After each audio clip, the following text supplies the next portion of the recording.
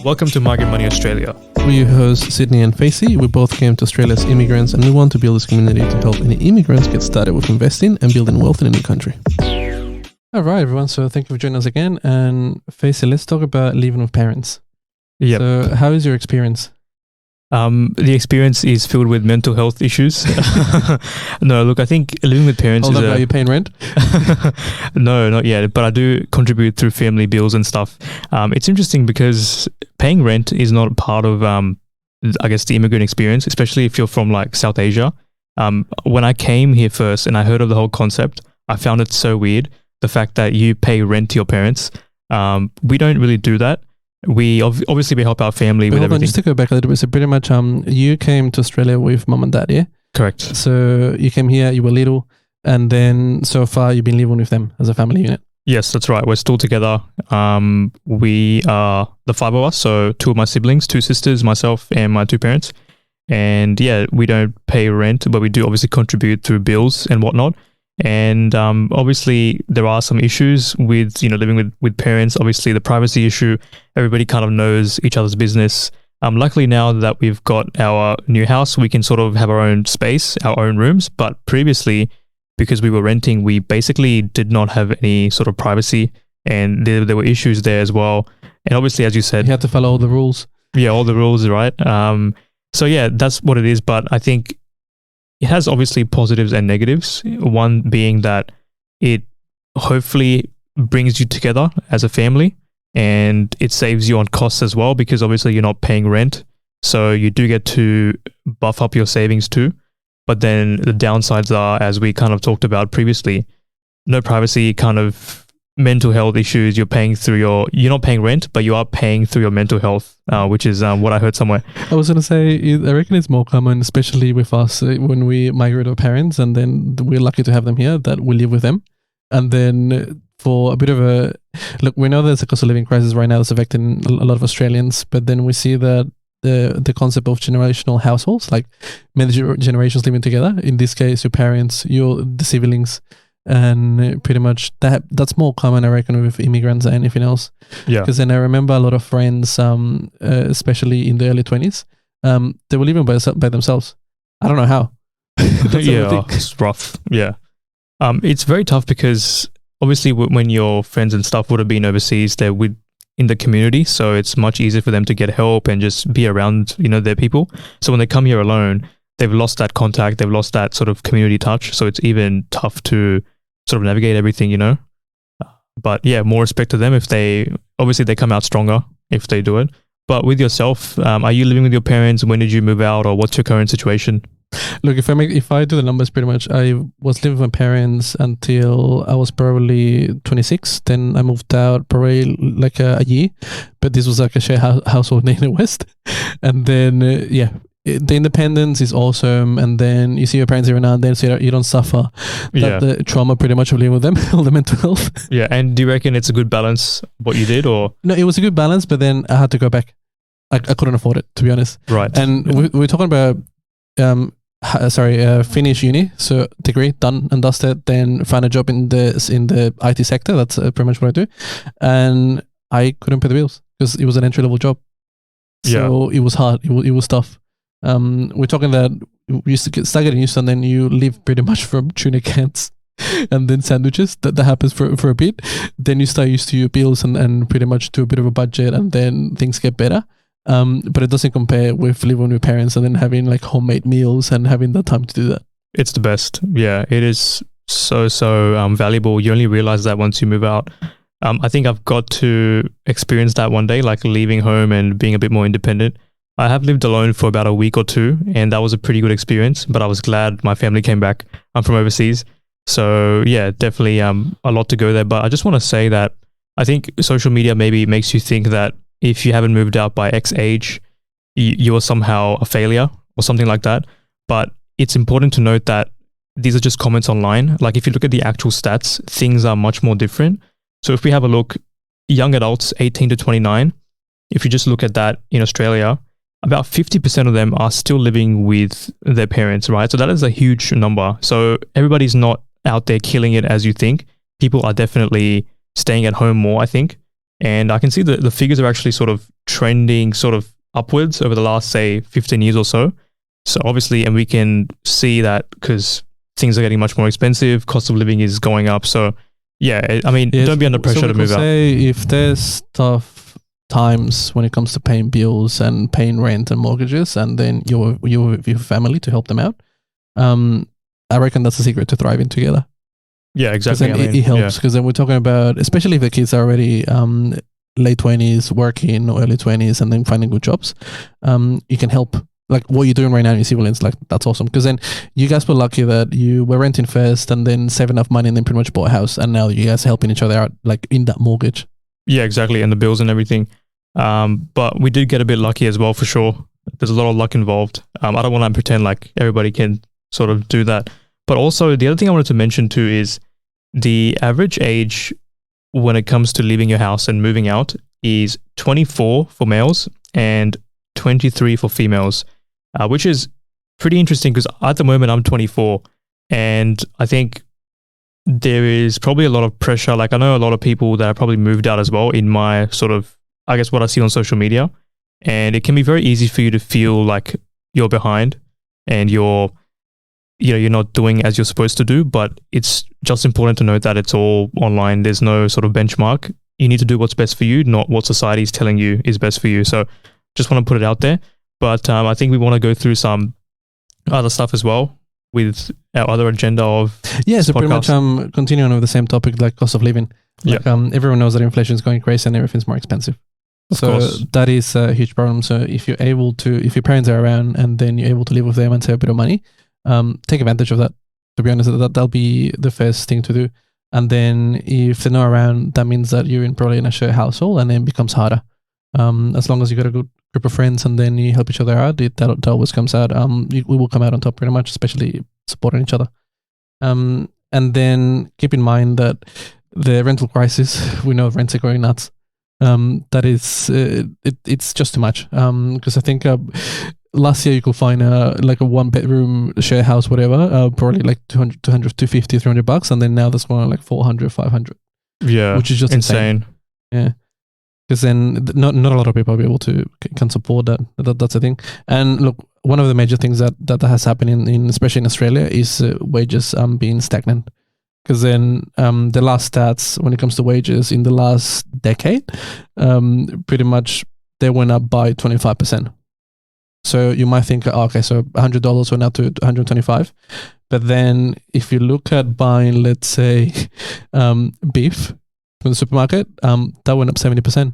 70% on beef. So if you spend $100 10 years ago, now you're paying $170. Yeah. Oh, okay. Over the 10 years. So, all right. Still a lot. So over the 10 years, you won't feel it as much because it's 10 years, but you can see it. That's like stock market returns, mate. Should have bought a beef ETF or something, eh? That is pretty, I would have not have guessed that. But the thing is, I mean, we eat beef as well, but I've never noticed the price increase that much. I guess that's what inflation kind of does. You don't really feel it. It's gradual, right? I remember buying chicken. It was like $8 a kilo and then suddenly went up to 16 and now it's gone down to like 10, 12. And I'm like, okay, it's going down. So things are getting better, but it's not that much. Yeah. I think with staples like these, you kind of have to buy it. I guess you can skip it, but I think people just don't really pay too much attention to it, I suppose. Yeah, but look, it's part of the cost of living crisis that we're going through, rental crisis and all of that. Look, everyone's blaming inflation, that it's causing issues. I reckon it's greed, because then all I see, especially if you're invested and then I read in all the financial reports from the big businesses, especially Woolies and Coles, they're making money. Oh, yeah, 100%. They don't know what inflation is. They're making bank. And then we have to pay for it. That's exactly. And the good thing is population is going to increase and it's a business that's going to literally keep printing money forever. I mean, as long as they keep doing what they're doing, right? Well, linking to that pretty much population increase topic, this was on the news a couple of days ago, and then we're about to hit a migration record. So expectations is that 400,000 new migrants come into Australia. 400,000 of people like us, mate. Yes. Are they mostly students or? Unfortunately, it doesn't say the country, but I think last time we had a chat in a podcast about this, that the main ones were from Southeast Asia. That's the major shift when it comes to migration. And yes, so most of them are expected to be on student visas.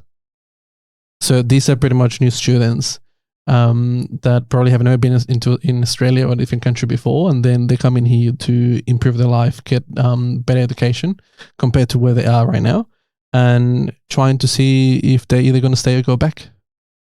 Yeah, and look, being a student in Australia, it's a bit funny because then the government and universities see you as a money-making machine. 100%. You're paying like 3x the price. Yes, you're the ideal customer. 3 times what a local will pay for the courses, right?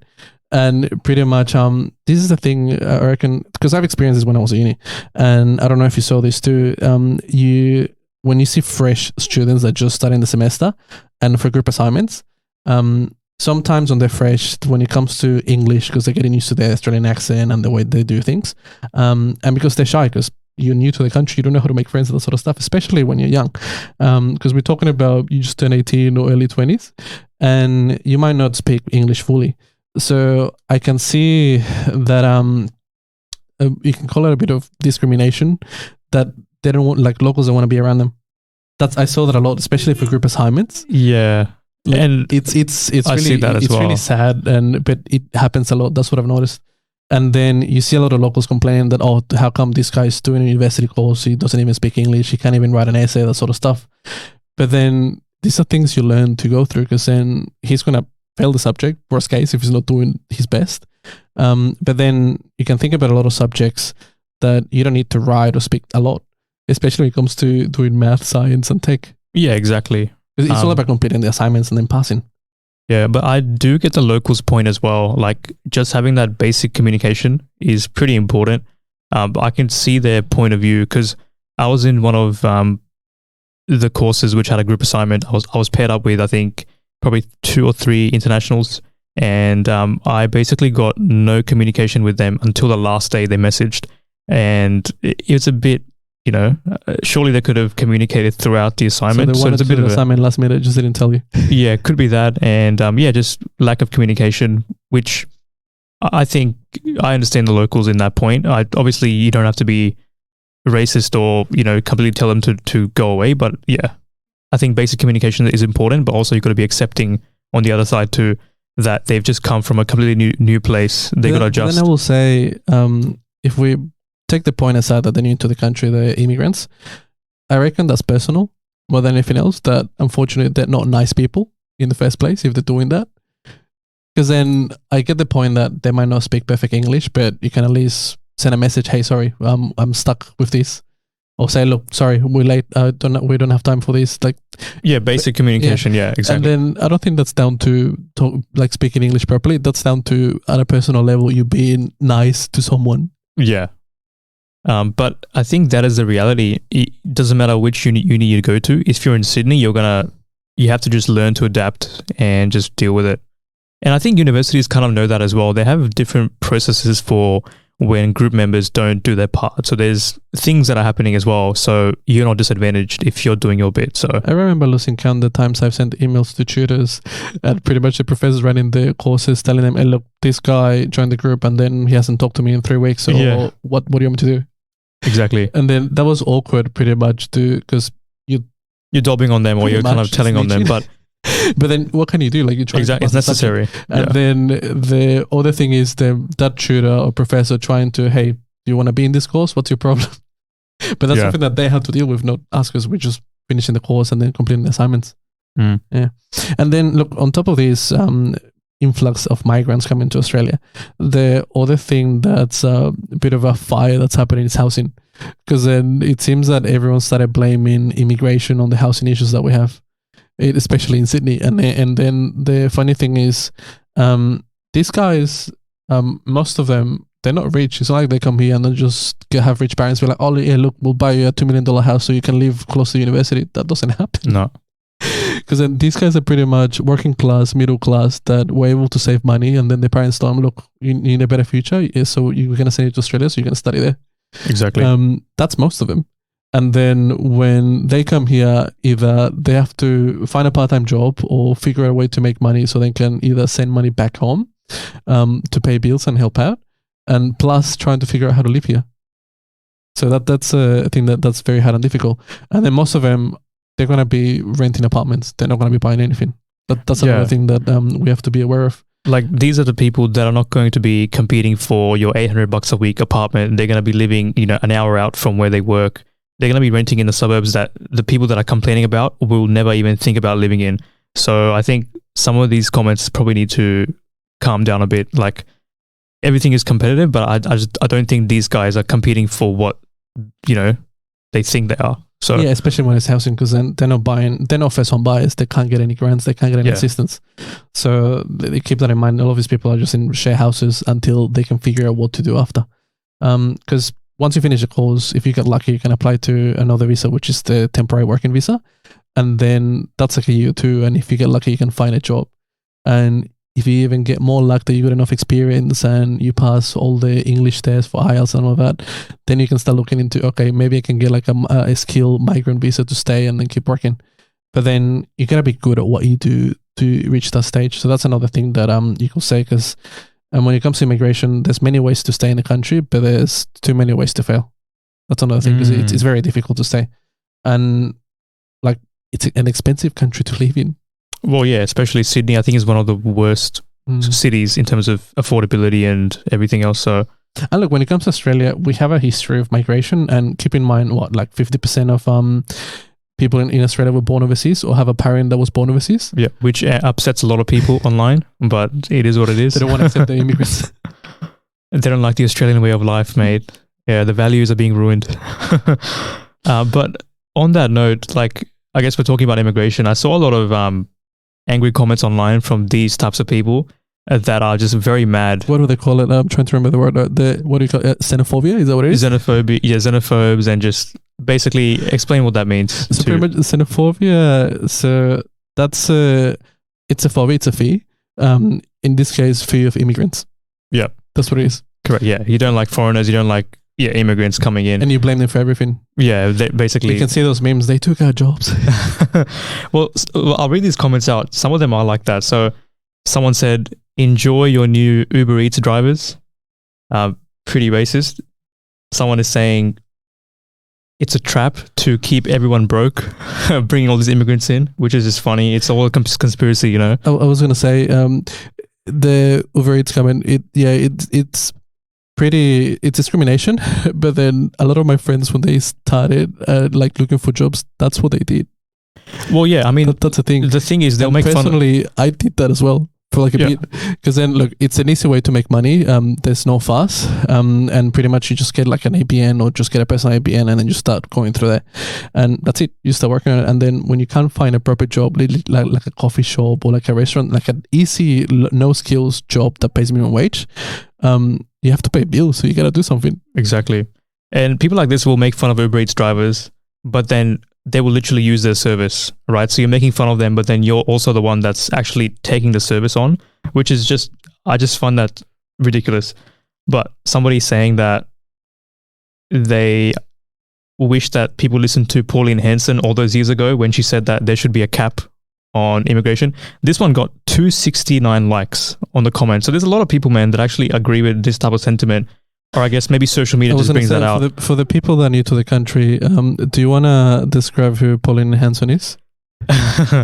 Basically, Pauline Hanson is... She's from, what's the political party? One Nation in Queensland. And she's been a big supporter of curbing migration. And I think she's placed a lot of blame on immigrants throughout the years. I think firstly it was the Asians or the Chinese. Right-wing populist? Yeah, pretty much. And I think the fact that she's from Queensland really fits with that type of sentiment. And I think she does have a decent amount of support, which is interesting. But yeah, she's what are you trying to say about Queensland? You're going to get us cancelled. Yeah, but that's hilarious. So some people are saying online that Australian families will become homeless. It's already hard enough trying to find a place to live. 160 likes, which I think is a valid point. I think homeless is a bit exaggerated, but it's going to be... There's a lot of issues when it comes to housing, but then there's no point blaming immigrants for it because they didn't cause it. It's the government. But it seems 100% that, root cause is the government. and it seems that the scapegoat or the people that get the blame is immigrants. That's what it is. Yeah, just an easy target. They're helpless. They're new to the country. Easy blame. Someone else said, we can't even house who we have. We don't have enough jobs and no one's willing to give us experience. More people, more problems we can't afford. Some truth in there, but I think jobs are plentiful. I think in your industry, there's a genuine shortage. I've been speaking to business owners as part of my job. They literally cannot hire workers. So there's a genuine shortage going on. So we literally need immigrants coming in to fuel those industries. So I think that's not a lot of truth there. I'll jump in. So pretty much there's something that it seems Immigration Australia is based. You get immigrants here to do low skill pay jobs. That means cleaners. That means you're working on from cleaning toilets, unfortunately, like those sort of jobs, to cleaning houses, to cleaning pretty much restaurants, like businesses, sort of stuff. And these are working in construction or late at night. So all of the jobs that you don't really want to do unless you're forced to, because that's your last resort. And they're doing it because technically somebody has to. And someone will be desperate enough to do that. Yeah, exactly. It's sad, but then it's reality of these sort of jobs. Yeah. Especially if they're graveyard shift hours and then you can't sleep because you're working until 4 a.m. in the morning and then you have another shift in a couple of hours, so you got to go to class, that sort of stuff. Because then I met a lot of people that were doing that, especially when I was at uni, and then mainly immigrants. They were killing themselves trying to make a living, pay bills, and then keep studying. That's the other thing. And keep in mind, they were doing this while trying to keep at the 20-hour limit of working. So that's another thing. They tried to do that with that limit of time, which is just difficult to do. 100%. But I think with all these comments, what I'm getting is the housing part is very important, but the fact that they're talking about jobs, not enough jobs and all that, I think that's not valid at all. There's plenty of jobs out there. And as you said, a lot of immigrants will do work which like Aussies living here will simply not do, or they'll do it if it's the absolute last resort. So I think, just as you said, a bit of xenophobia type sentiment there. And I will say, let's probably make it clear, because then these people migrate to Australia trying to, especially doing bachelor's degree, doing masters. Yes, they're trying to get a job in the degree that they're doing or whatever. But then these guys are highly skilled. Like the engineers with years of experience or students that are trying to do an engineering degree. And they're being pushed into STEM. I will say that's another funny thing when it comes to us. We got pushed into do either science, technology, or engineering or medicine. And then you get the jokes about, especially with my Asian friends, the parents used to tell them, why are you not adopted yet? Yeah. Straight off. Exactly. The tiger mum sort of thing, and then being pushed into high stress, high reward sort of jobs. And then there's a lot of competition in those jobs, yes, but there's not a lot of people doing that. Yeah, which is why you need people coming in to actually fill the gaps. Because in my industry, tech, there's a huge deficit of people working in it. We're talking about engineers and then pretty much cloud engineers or systems engineers, sort of roles that you need to know what you're doing to go forward. And pretty much there's not enough people coming in. And I could say, especially in my industry, a lot of the people working there, they're immigrants. So that's an interesting shift as well that I can say. And it's a good shift, I will say, because then you get a lot of diversity on the way people think, the experience, and people that you find, and then that sort of stuff. Because then a lot of the colleagues and friends that I made in the industry, they're pretty much from Philippines, India, China, diverse backgrounds. Yeah. And pretty much some of them came here as students and they got lucky and then they were able to stay. And they proved themselves because the employers back then gave them you're a good employee, so I'm going to give you a working visa, stay with us. And other ones got lucky that they were able to apply for skill migration visas. So that means that they had to have the right skill set and experience to be able to even apply. Yeah, so they're not just some random people that's going to work a job that these Aussies think that they're going to get replaced or whatever. The other thing as well, people need to realize that Australia needs to, we need our IT sector and tech sector and a lot of these sectors which are really pioneering the next level of technology. We need to be industry leading and we need the best people there. And the fact that we've got a shortage simply means that we need to, recruit the best people so they can come. People that you mentioned from these types of countries, they're very hardworking, motivated, and they're willing to put in the work and make really cool stuff, right? So we need people so Australia as a whole can actually be better, right? I think that should be our main goal. And I think with arguments like these, I think people just lose sight of what's important. We need to advance Australia, and the way to do that is by bringing in people that are actually motivated, so we can actually get there. I think people just lose that. If we just right. And people just sort of fight between themselves and focus on the wrong things, which is a bit sad. All right. Do you have any ending notes? No, look, I think that was good. I had a lot of fun reading out these mean comments, and I think I'll keep doing this because it is just so funny. You're going to bring it in every episode? You're going to find some random TikTok video and then comments? I actually will. It's so funny. But yeah, the fact that it's got so much support, which is the alarming thing to me. But I think social media kind of does that. It just brings out the extreme side. So what do they call it? It's like a silo. People just stuck in the same way of thinking and just doing hate comments. That's what it is. Yeah. No sort of critical thinking on their own. But look, that is all that I wanted to say. I think living with parents is a huge part of our culture and obviously has pros and cons. And the fact that the job situation we looked at, as well as housing, 2 very important issues. Not much more that I have. Anything from your end? No, I think that's it. All right. Well, guys, thank you for listening. Do follow us on our Patreon, and we'll see you in the next one. Thanks for listening to our episode. If you're new to Australia, please reach out. We wanted to build a community of immigrants that help each other. If any part of this podcast resonated with you, please leave us a review on Apple Podcasts. It helps us a lot. Lastly, follow us on our Patreon for exclusive content, socials, and share us with your friends and family.